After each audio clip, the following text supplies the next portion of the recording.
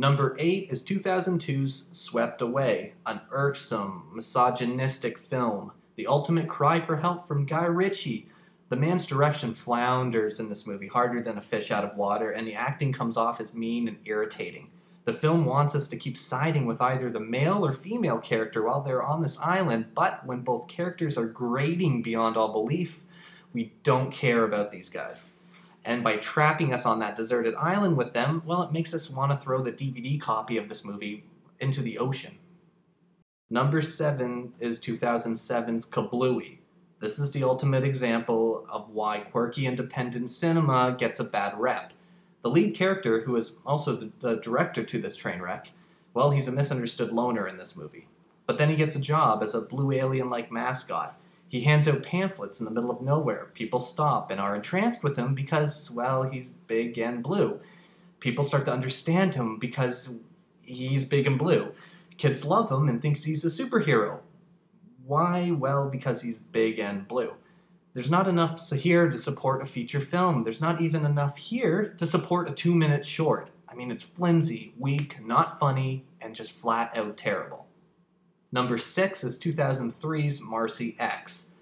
A hateful movie about the world of music featuring a romance between Lisa Kudrow and Damon Wayans. Wow, 2 people I never needed or wanted to see kiss.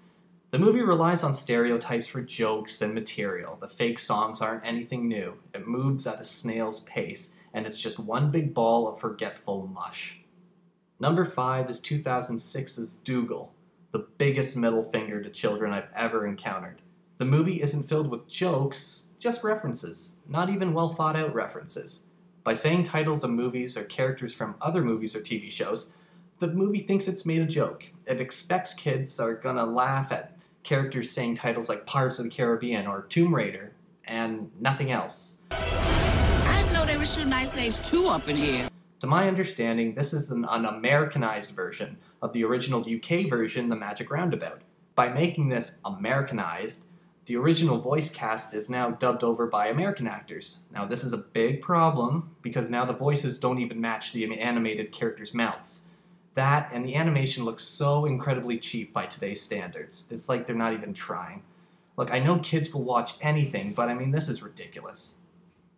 Number 4 is 2008's Meet the Spartans, another chapter in the Friedberg and Seltzer filmography of garbage. This time they're back, and it's really worse. Instead of focusing on fat jokes like they did in Date Movie, this time they're back with unnecessary, borderline offensive homophobic jokes that are far from being funny. The movie is barely a movie itself. I mean, with its short runtime and thin script, the movie takes time to spoof commercials and perform humdrum dance sequences. I mean, top lame celebrity impressions on top, and cast members from Mad TV, and, well, you have a recipe for a dreadful memory. Number 3 is 2008's Fireproof, a vile movie-going experience about Kirk Cameron trying to save his marriage by following a book entitled The Love Dare that pretty much God provided the foreword for, and it leads him on a 40-day experiment with following steps in this book. Look, you can believe any religion you want, but when a movie tells me that I should pray and read a book that provides steps to make a relationship better, instead of talking stuff over with my significant other to fix things, you know what, I find that to be baloney and it offends me. Everything about this movie screams phony, and it isn't enjoyable in the least. Its attempts at drama are sappy, and the attempts at humor are just really stupid, including a scene where Kirk Cameron must overcome his porn addiction by smashing his computer. Ugh. Number 2 is 2007's Norbit, a giant festering ball of offensive and lame. The movie doesn't make sense to me. Eddie Murphy made a movie a while back called The Nutty Professor that pretty much said, you know what, fat jokes can be hurtful. So when he goes back on that and makes a movie that's based on fat jokes, you know, it makes things very questionable. You know, add another movie to the list of movies that aren't funny on my list. It's tedious and it drags. It's not funny seeing our supposedly hero be belittled in almost every scene, and how can I root for someone who is such a sad sack, an annoying sad sack at that? I mean, I don't know what offends me more, the stereotypes in this movie or the fact that this was nominated for an Oscar. And the number 1 worst movie of the past 10 years by far is 2008's Expelled No Intelligence Allowed. I don't know if I'm for the idea of intelligent design or against it. I just know what makes a good, interesting movie, and this is the opposite of everything on that list of mine. Ben Stein narrates in his monotone voice for what feels like days, using unstable arguments which don't involve the audience at all, while director Nathan Frankowski uses tricky editing and makes use of the worst cinematography I've seen in quite some time. Not only is the film technically lacking, but the film outright lies to its audience. There was a website, actually, called Expelled Exposed, where it went and exposed lies the movie makes. There are videos online that provide a commentary providing insight that Stein neglects to fill us in on.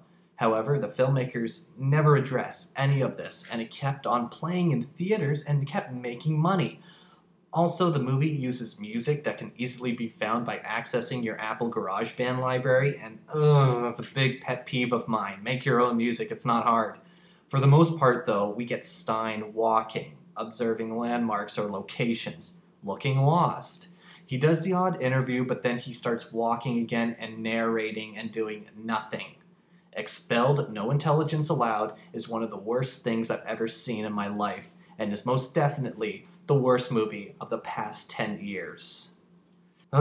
So, there you have it. Those are the worst films of the past 10 years. Let's put those aside, never worry about them again. And here's to the next 10 years, where hopefully we don't incorporate garbage with our life again.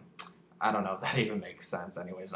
Look, if you want to read any of my stuff, reviews or articles, you can read it at wileyWrites.wordpress.com. Thank you for watching my video, and feedback is always appreciated. Thanks.